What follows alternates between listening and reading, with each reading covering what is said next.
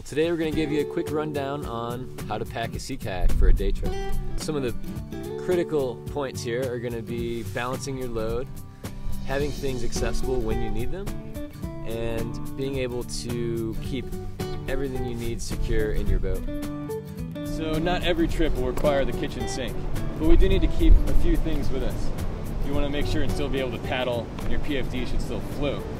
But let's take a look at some items that we'll need and where to put them. In general, you'll need to keep your items that are heavier, low, and centered into the boat. Using multiple small bags is a lot easier to load and easier to balance than one large bag. Pay particular attention to your balance left to right, but also keep your trim in mind.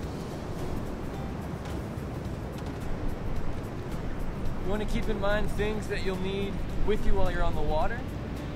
Make sure to have those in your day hatch accessible. Things like signaling flares, extra hot drink, stuff you might need while you're underway.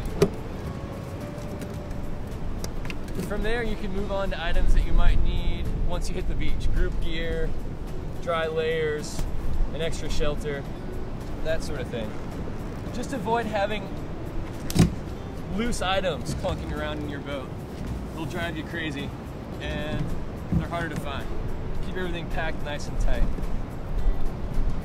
Some items you might think about keeping in your PFD are things like a VHF radio, your whistle and knife obviously, maybe some basic repair essentials, but things that you can't afford to be without, even if you lose your boat, throw in your PFD pocket.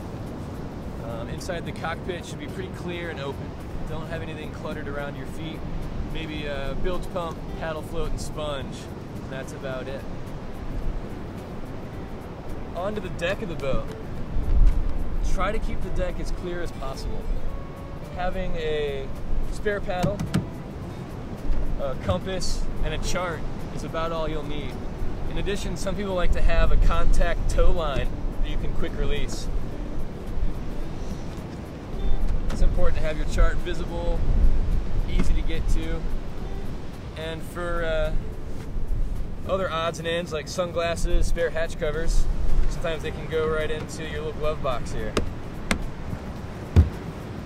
But it can add up. Bring friends, it'll help lighten the load, spread the gear amongst everybody in the group. Be sure to get your boat down to the water before you start loading.